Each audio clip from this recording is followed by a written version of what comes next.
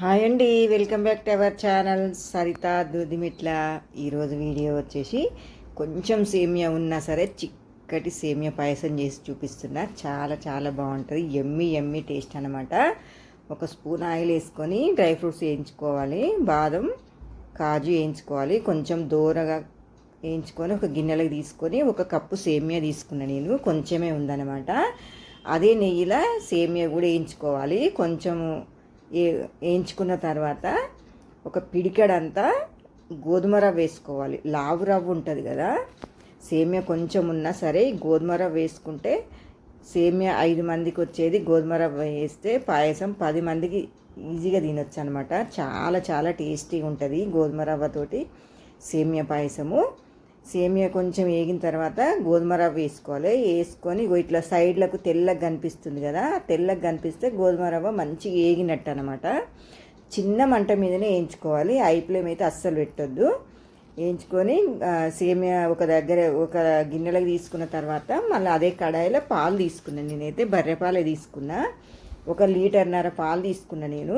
ఇవి డీప్ ఫ్రిడ్జ్లో పెట్టినాం కాబట్టి కొంచెం ఇట్లా గట్టిగా అయినాయి అనమాట, ఐస్ అయిందనమాట. మంచిగా లీటర్న్నర పాలు తీసుకొని చిక్కటి పాలు, ఐస్ అనేది మొత్తం కరగాలి, పాలు బాగా కరగబెట్టుకోవాలి. సేమియా పాయసం అయితే అసలు నెక్స్ట్ లెవెల్ ఉంటుంది, చాలా చాలా బాగుంటుంది. ఆ పాలు కరిగేలోపు మనం కస్టర్డ్ పౌడరు 1 స్పూన్ తీసుకున్నాను నేను. స్పూన్ కస్టర్డ్ పౌడర్ తీసుకొని 2 స్పూన్ల పాలు వేసుకొని అవి కలిపి పక్కకు పెట్టేసుకోవాలి. ఇక ఈ పాలు మొత్తం కరిగినాయి కదా, ఇప్పుడు ఐస్ గడ్డ మొత్తం కరిగిపోయింది అనమాట. ఇక అస్సలు లేదు, మధ్యలో మధ్యలో కలుపుతూ ఉండాలన్నమాట. ఇక మసులుతున్నాయి చూసిరా పాలు. ఒక పొంగు రావాలి పై దాకా, ఒక పొంగు వస్తే మంచిగా చిన్న మంట మీదనే మసలు పెట్టుకోవాలి. కొంచెం పొంగు వచ్చే టైంకి హై ఫ్లేమ్ పెట్టుకోవాలన్నమాట. ఇగో ఇప్పుడు పొంగు వచ్చింది కదా, చిన్న మంట పెట్టుకోవాలి. మళ్ళా బాగా మసులుతున్నాయి చూసిరా, ఇప్పుడు ఇట్లా మసలాలన్నమాట పాలు. అప్పుడు మనం సేమియా రవ్వ వేయించి పెట్టుకున్నది వేసుకోవాలి.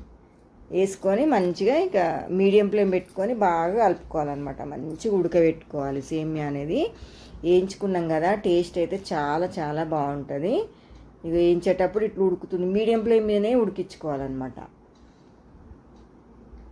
ఇక ఇప్పుడు ఇట్లా ఉడుకుతుంది కదా, మంచిగా కుత ఉడకాలన్నమాట. అట్లా ఉడికితేనే టేస్ట్ బాగుంటుంది సేమియా పాయసము. మంచిగా స్కూల్ నుంచి పిల్లలు వచ్చేటప్పటికి రోజు కారమే కాకుండా ఒక్కొక్క రోజు స్వీటు, కానీ ఎక్కువ తినొద్దు స్వీటు.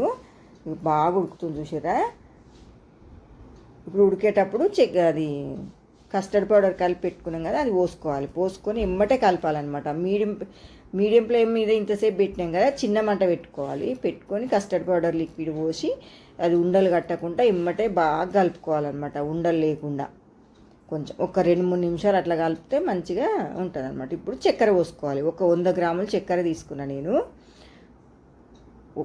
స్వీట్ చాలా తక్కువ తింటాం మేమైతే, మరీ ఎక్కువ తీయగా తినామన్నమాట.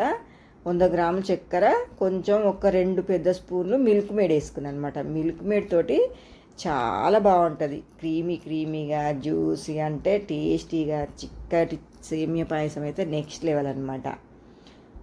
మిల్క్ మేడ్ చక్కెర వేసిన తర్వాత బాగా కలుపుకొని కొంచెం 2-3 చుక్కలు వెనీలా ఎసెన్స్ వేయాలి.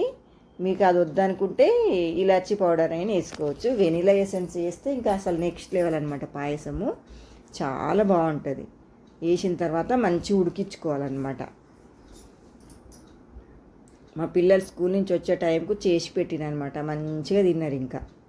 ఇక తర్వాత అది ఉడికిన తర్వాత ఇప్పుడు మనం నెయ్యిలో వేయించి పెట్టుకున్న డ్రై ఫ్రూట్స్ వేసుకొని మళ్ళీ ఒక 4-5 నిమిషాలు మళ్ళీ ఉడికించుకోవాలన్నమాట. చిన్న మంట మీదనే ఉడికియాలి, హై ఫ్లేమ్ అయితే పెట్టొద్దు. హై ఫ్లేమ్ పెడతామంటే మొత్తం ఇంకా స్టవ్ మీద మొత్తం పడుతుంది అనమాట. మంచిగా ఉడికిన తర్వాత ఇంకొక బౌల్లోకి వేసుకొని తింటే ఆహా చాలా చాలా మస్తు టేస్ట్ ఉంటుంది అనమాట.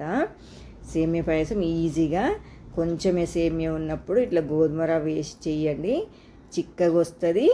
మంచిగా కొంచెం ఎక్కువ అవుతుంది పాయసం, టేస్ట్ కూడా చాలా చాలా బాగుంటుంది. చూసిరా ఎంత బాగుందో, క్రీమీగా చాలా బాగుందండి పాయసం అయితే. ఓకే అండి, వీడియో నచ్చితే లైక్ చేయండి, షేర్ చేయండి, సబ్స్క్రైబ్ చేయండి.